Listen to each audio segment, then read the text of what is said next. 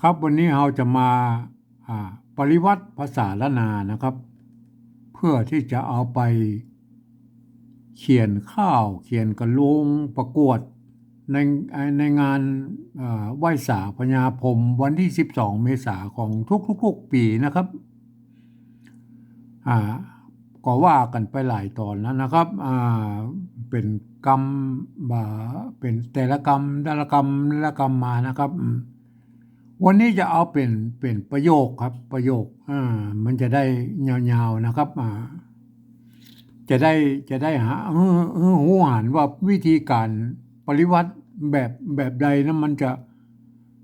ะเอาแบบใดนะครับเอามาดูภาษาละนาเก้าเงาบนก่อนนะครับเก้าเหลี่ยมสิบเหลี่ยมบ่อเต้าเหลี่ยมใบขานะครับเฮาลองมาดูนะเก้านะครับเก้าเสียงโทพิเศษนะครับอันปริวัตินั้นมันจะมีอยู่2แบบนะครับ ก็คือแบบที่2และแบบที่3นะครับที่จะต้องมาใช้ในการประกวดนะครับแบบเขียนข้าวแบบพญาพรหมนี่จะใช้แบบที่3นะครับคือตามเสียงกระมู้นะครับคำพูดคือเอาภาษาไทยมาเขียนตามสำเนียงกระมู้ของภาษาละนานะครับแล้วกะโลงนะครับกะโลงจะต้องเขียนถึง3แบบนะครับ ก็คือเขียนภาษาละนาโดยนะครับกะโลงภาษาแบบปริวัติแบบที่2ตัวนะครับแบบที่3ตัวนะครับแบบที่2นี่แต่แบบที่3นี่นะครับแบบที่1นี่เฮาบอกโอ้กันละเพราะว่าเพิ่นเอาไปใช้เกี่ยวกับแปรหรืออะไรอย่างลักษณ์ศิลาจารึกเอกสารสำคัญของโบราณนะครับเพื่อจะเอามาอันนั้นเปิ้นแปลแบบละเอียดอ่อนนะครับเพื่อจะเอามาเพื่อจะเทียบมาทุกอักษรทุกอักขระนะครับอย่างเช่นไม้กงไม้กังไหลอย่างพวกนี้เพิ่นเอามาหมดนะครับเพิ่นเอามาหมดมันจะเทียบมาเป็นตัวเลยนะครับแต่อันนี้แบบที่2นี่เฮาเปิ้นมีการเปิ้นฮ้องว่าบูรณะกำศัพได้นะครับเฮามาดูเลยนะครับเก้านะครับเก้าเฮามาดูแบบที่2เลยนะครับหลักการก็คือนะครับการปริวัติภาษาละนาแบบที่2เนี่ยก็คือเอายืมเอาอักษรไทยนะครับ มาปรับเทียบให้เป็นอักษรละนานะครับแล้วก็ประกอบคำขึ้นมากับแบบภาษาไทยนะครับ แต่เวลาอ่านนั้นนะครับ ก็จะต้องใช้หลักการของภาษาละนาอ่านนะครับไม่ใช่ภาษาไทยอ่านนะครับแบบที่3เนี่ยก็อู้กันกำนะครับเอาแบบที่2ก่อนนะครับ แบบที่2เก้านะครับไม้เก๋นะครับไม้เก๋ตัวกะนะครับโทษทีตัวกะกับตัวกอไก่นะมาเทียบนะครับแล้วก็ไม้กานะครับก็คือไม้เก่าสระเอานะครับแม่ไอไม้ซัดนี่คือถ้าบ่มีไม้ซัดนี่มันจะเป็นไม้โกวาลีนะครับแต่ในธรรมอีสานนั้นเพิ่นจะใช้ไม้โกงนะครับเพิ่นจะใช้ไม้โกงแทนไม้ซัดนี่นะครับเพราะว่าเฮาก็พิจารณาเอาก็แล้วกันนะเพราะว่ามันก็แตกต่างกันนิดๆนั่นแหละเก้านะครับแบบที่2แบบที่1นะครับแบบที่1เพิ่นจะเอามาอย่างนี้นะครับอันนี้คือแบบที่1นะครับเพิ่นจะเอามาหมดนะครับไม้ซัดเพิ่นก็เอามานะครับเนี่ยไม้ซัดก็คือไม้พัดนั่นนะแล้วก็ไม้ขอจ้างก็คือไม้โทนะครับแต่แบบที่2นั้น เอาแค่ตัวนี้นะครับเอาแค่ตัวนี้นะครับไม่ซัดเบามานะครับเก้านะครับเก้า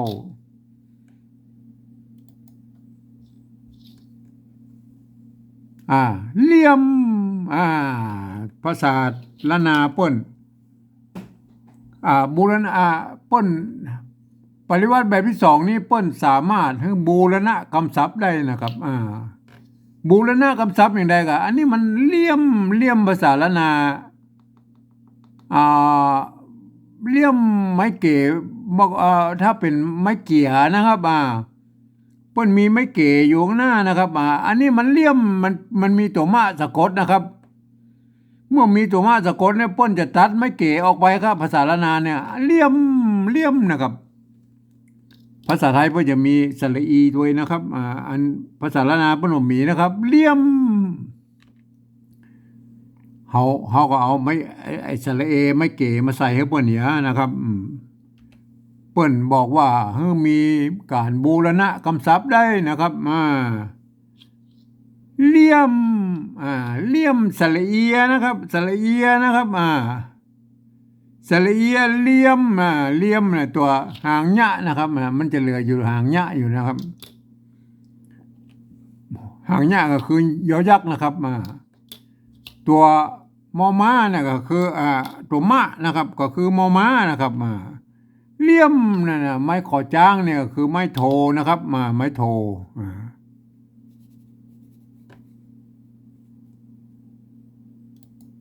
ไม้โทนะครับ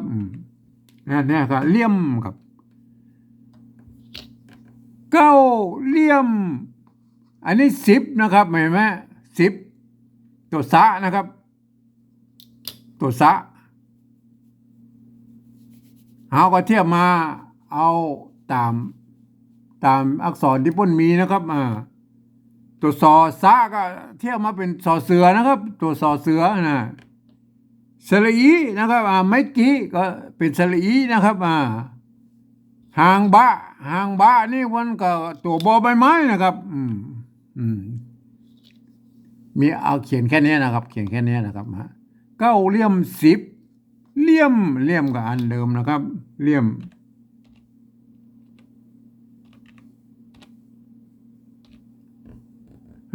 เก้าเลี่ยม10เลี่ยมนะครับเก้าเลี่ยม10เลี่ยมนะครับบ่อเต้าเลี่ยมใบคา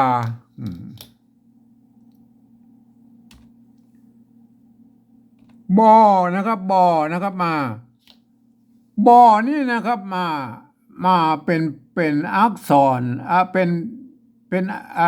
ป็นตัวพิเศษนะครับป้นใจเป็นตัวพิเศษความจริงมันจะต้องมีกันย่อนอยู่ตัวตั้งรูปนี้นะครับไม้ก่อนะครับ มันจะต้องเป็นไม้ก่อนะครับ แล้วก็มีไม้เยาะนะครับมีไม้เยาะเปิ้นตัดไม้ก่อออกไปนะครับไม้ก่อออกไปแล้วก็เหลือไม้กั่งมนอยู่ตรงบนนี่ตัวเดียวเนี่ยก็อ่านว่าบ่อนะครับ มันบ้านถ้าเราใส่ไม้ก่อแล้วมันใส่ไม้เยาะลงไปแล้วมันก็จะไปตรงกับคำว่าบ่อน้ำบ่ออย่างนี้นะครับมันเปิ้นก็เลยเอากลายเป็นตัวพิเศษไปอย่างนะครับอันนี้เป็นตัวพิเศษอย่าไปเทียบตัวอื่นมาได้นะครับอย่างปอมออย่างนี้นะอย่างนั้นมันต้องใส่ไม้ก่อนะครับตัวบ่อเนี่ยนะครับในโบราณจะพบว่าจะใช้ไม้เยาะก็ได้ใส่ไม้เยาะก็ได้นะครับอันนี้มีเขียนได้2แบบนะครับแต่ในโรงพิมพ์ของป้อเลี้ยงเมืองใจนะครับเมื่อ50 ปีถึง100 ปีที่ผ่านมานะครับ100 ปี150 ปีมาผ่านมาเนี่ยเปิ้นจะบ่ใส่ไม้เยาะนะครับเปิ้นจะเขียนอย่างนี้นะครับบ่อนะครับบ่อนะครับบ่ใส่ไม้เยาะนะครับตัวนี้ก็ในเอกสารของสภาวัฒนธรรมที่เปิ้นปริวัติเปิ้นก็บ่ใส่นะครับเปิ้นก็บ่ใส่ไม้เยาะนะครับแต่บางคนเปิ้นใส่ไม้เยาะมันก็บ่ได้ผิดอย่างนั้นนะครับใครชอบอันใดก็เขียนไปนะครับบ่ อันนี้ตัวตะนะครับไม่ยออ่านว่าเต้านะครับ เสียงโทปกตินะครับเต้าเต้านะครับ เต้าก็เทียบมาครับไม่เก๋สระเออ่าตัวตะนะครับทอทหารนะครับทอทหารนะครับอ่าไม้เก๋านะครับสระเอาครับแล้วก็ใส่ไม้เหยาะลงไปนะครับ เต้าไม้ซัดเบามาแล้วนะครับไม้ซัดเบามาแล้วนะครับเนี่ยไม้ซัดเลี่ยมนะครับเลี่ยมกับตัวเดิมนะครับ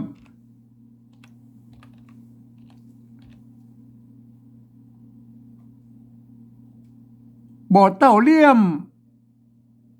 ใบคานะครับใบคาใบคานี่ตรงตัวเลยนะครับใบคาก็ใบนะครับใบใบใบใบคานะครับหรือจะใช้ไม้ม้วนก็ได้นะครับแล้วแต่สอบนะไอ้แบบที่สองนี่ก็ใช้ได้สองแบบนะครับท่านจะใช้ไม้ม้วนหรือไม้มะไลก็แล้วแต่นะครับเพราะว่ามันภาษาละนานะมันจะเป็นมันเหมือนใช่ไม้ม้วนนะครับมันก็จะเป็นไม้มะไลกับไอ้เงี้ยยาวๆอย่างเงี้ยนะครับใบคานะครับตัวนี้มันตัวตัวข้านะครับตัวข้าหางยาวนะครับตัวข้านะครับตัวนี้เปิ้นเอาตัวคอคนนะครับมาเทียบนะครับไม่ใช่คอควายนะครับคอควายมันตัวกะนะครับเปิ้นเอาคอคนนะครับมาเทียบเขาก็เขียนไปเป็นตัวคอคนนะครับ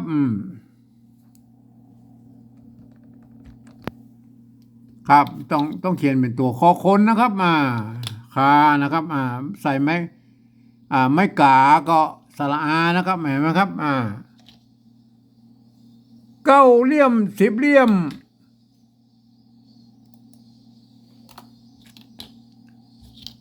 บ่อเต้าเหลี่ยมใบคานะครับเห็นไหมครับเรามาดูแถมวรรคหนึ่งนะครับเก้าหนาสิบหนาบ่อเต้าหนาความหูนะครับเก้าหนาเก้านะครับเก้าอันนี้ก็อันเก้าเนี่ยมันก็เหมือนอันตัวแรกนะครับเก้านะครับไม้สัตว์เนี่ยเขาเหมามาแล้วนะอ่านว่าเก้านะครับหนาสิบนะครับสิบหนา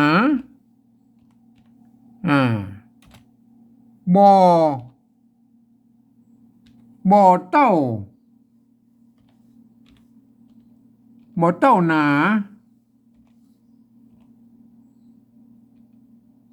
หนาความหูนะครับความมันตัวข้าหางยาวนะครับมันต้องใช้ตัวคอคนนะครับความนะครับมันมีตัวว่ากำนะครับตัวว่านะครับไม้กานะครับตัวมอม้าความนะครับความหูนะครับหูนะครับในภาษาละนานั่นตัวเสียงฮอน้องฮูบเนี่ยนะครับตั้งแต่โบราณบนแล้วมาแต่สมัยนั้นมันมีตัวฮอนะครับตัวห้านะครับต้นมันยังมันมีเจ้ามันจะมีตัวในวรรคและตัวนอกวรรคแค่นั้นนะครับมีตัวละนะครับเป็นตัวเสียงฮอเนี่ยในภาษาละนาเป็นจะใช้ตัวละเขียนแตนนะครับหูฮักห้ามเฮียนอย่างนี้ล่ะเป็นภาษาละนาเนี่ยที่เป็นภาษาละนาเนี่ยเปิ้นจะใช้ตัวละแตนนะครับเขียนแตนนะครับแต่เป็นภาษาอื่นๆนะครับอย่างเช่นภาษาไทยภาษาฝรั่งภาษาอย่างแล้วแต่ถ้าใช้ตัวรอหรือบาลีนะครับเปิ้นจะออกเสียงรอเรือนะครับก็โปรดเข้าใจไว้นะครับเก้าหนาสิบหนาบ่อเต้า หนาความหูนะครับตัวละนะครับตัวรอเรือนะครับไม้กูสระอูไม้ขอจ้างกับไม้โทนะครับบอต้าด่าความหูนะครับ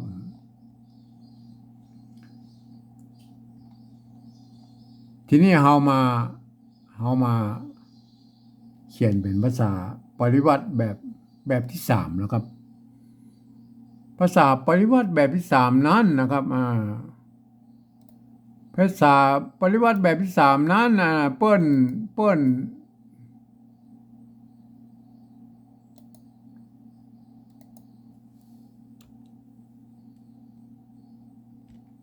ภาษาปริวัติแบบที่สามนั้นเปิ้น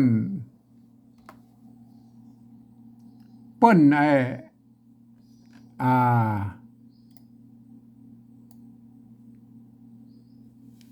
เปิ้นเอาภาษาไทยนะครับมาเขียนตามสำเนียงกำอู้ของภาษาละนานะครับเอาคัดลอกมาเลยนะครับเพราะว่ามันจะได้เดี๋ยวแป๊บหนึ่งนะครับ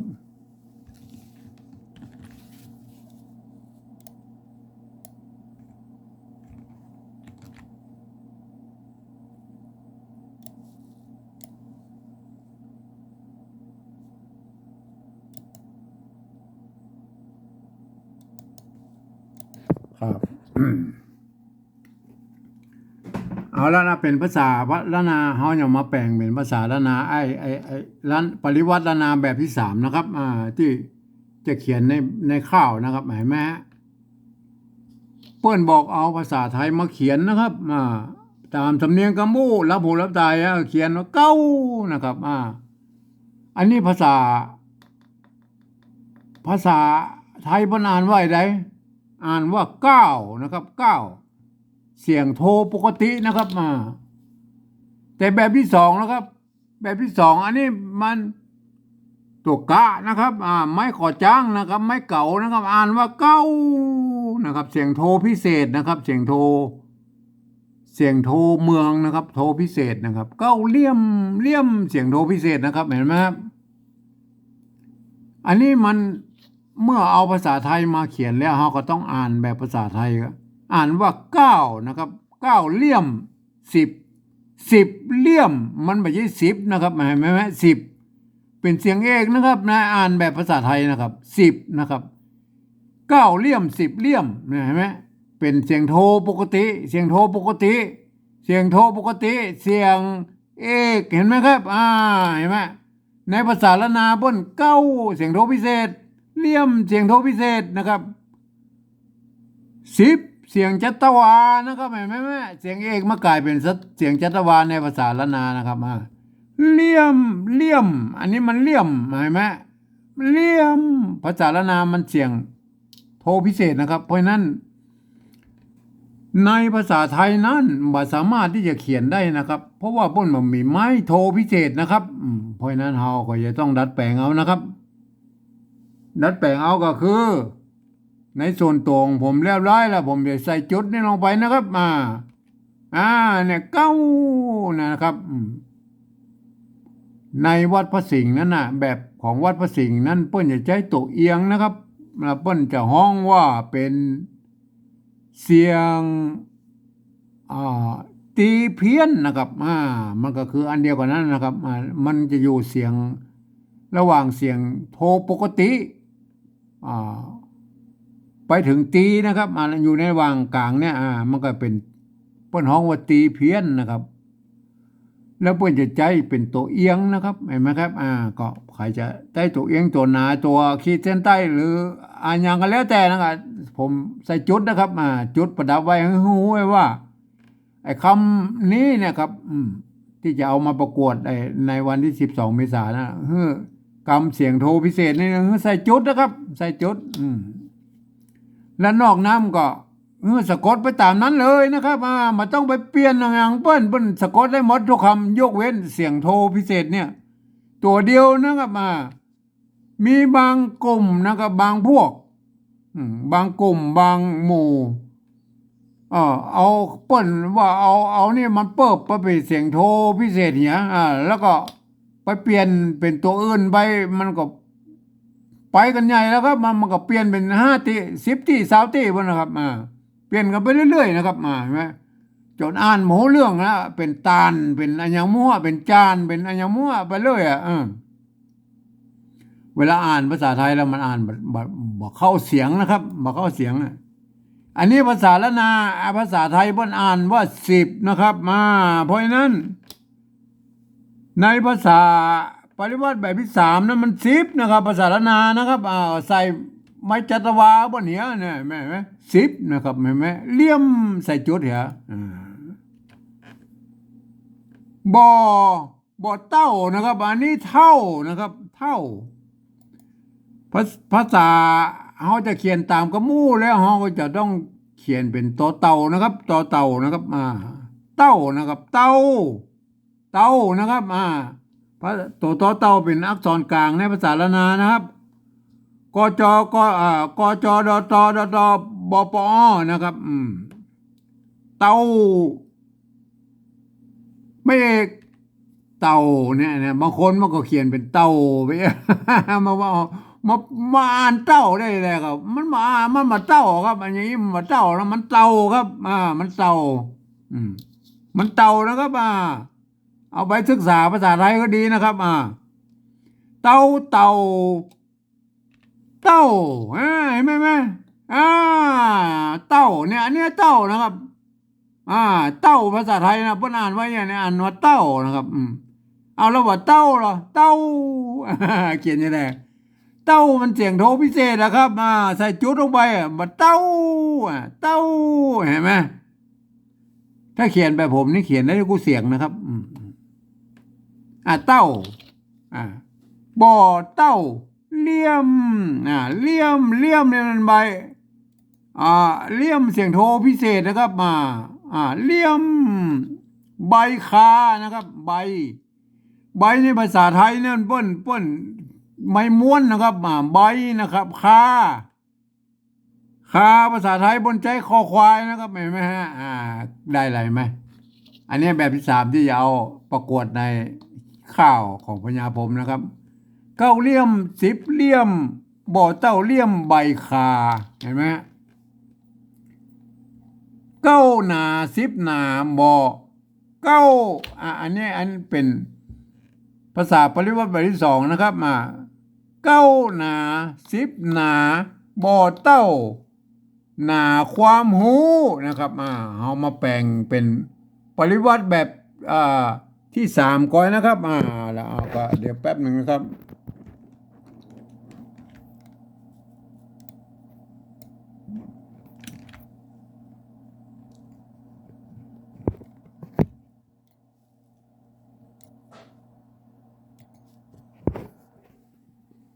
มาครับมาต่อเลยนะครับ9 หนาอันนี้ภาษาปริวัติแบบที่2นะครับ9 หนา10 หนาบ่อเต้าหนาความหูนะครับเห็นไหมอันนี้เป็นแบบที่3เนี่ยเอาภาษาไทยมาเขียนนะครับตามสำเนียงกระมู่นะครับเพราะฉะนั้นภาษาไทยเพิ่นอ่านไว้แล้วนะอ่านว่า9นะครับเสียงโทปกตินะครับ9นะครับเพราะฉะนั้นมันเหมือน9ได้เลย9ก็ใส่จุดลงไปนะครับตามฉบับแบบกิ้นเสียงเคนะครับ9 หนาอันนี้มันหนาอยู่แล้วนะครับภาษาไทยเพิ่นก็อ่านว่าหนานะครับอันนี้เพิ่นอ่านภาษาไทยเพิ่นอ่านว่า10นะครับเสียงเอกนะครับเสียงเอกนะครับไว้หน้าก็ใส่ไม้จัตวาข้างบนเหนือนะครับ9 หนา10 หนานี่หนาละบ่อเต้านะครับเต้าเห็นไหมเต้าอันนี้มันเท่านะครับเราจะต้องเขียนตามเสียงกระมู่ก็ต้องใช้ตัวเต่านะครับตัวทอทหารเนี่ยมันเทียบมาเป็น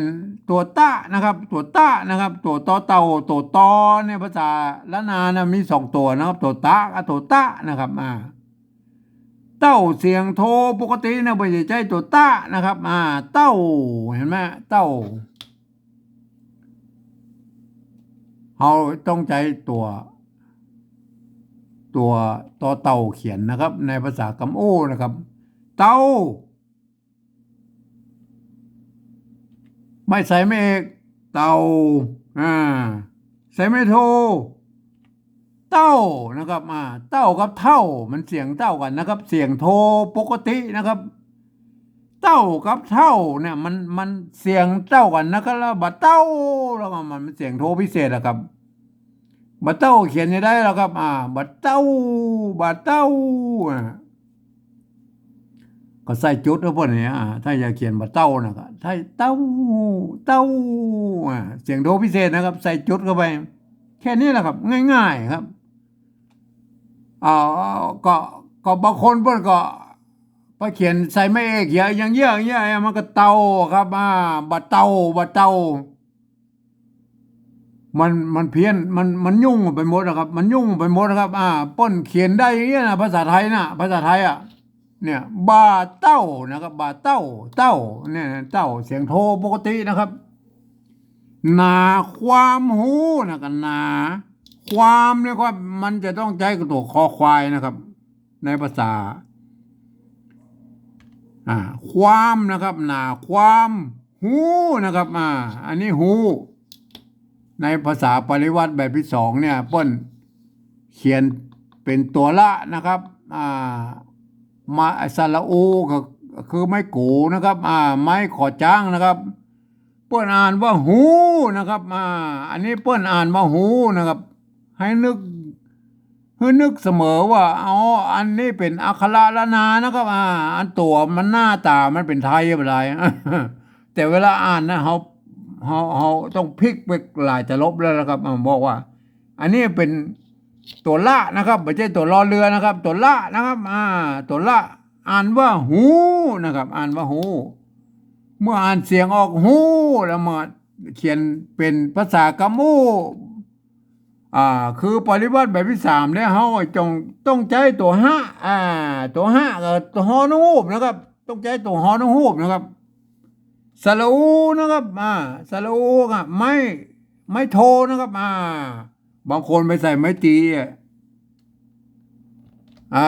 ไม่ใส่ไม้ตีมันต้องไปใส่ไม้ตีแค่ไม่โทเนี่ยมันก็หูแล้วครับหูแล้วครับอันนี้แบบที่สามเห็นไหมมาอ่านนั่นละเก้าหนาสิบหนาบ่อเต้าหนาความหูนะครับเห็นไหมเอามาอ่านรวดกันอ่านรวดแบบที่สองเห็นไหมแบบที่สองเก้าเหลี่ยมสิบเหลี่ยมบ่อเต้าเหลี่ยมใบคาเห็นไหมฮะ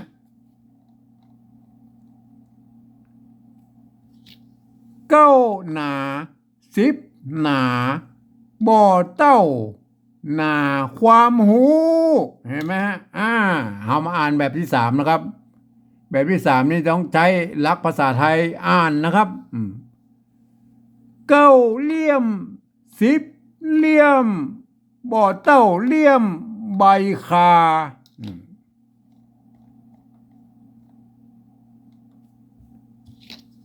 เก้าหนาสิบหนาบ่อเต้าหนาความหูเห็นไหมครับก็มีอย่างนี้แหละครับมีแค่นี้แหละครับที่ท่านจะต้องศึกษาเพื่อเอาไปเขียนข้าวและกระโลงนะครับประกวดในวันที่12 เมษายนของทุกๆปีนะครับในงานไหว้สาพญาพรหมนะครับที่หน้าวัดสวนดอกเชียงใหม่นะครับครับวันนี้ก็ขอไว้แค่นี้ก่อนนะครับ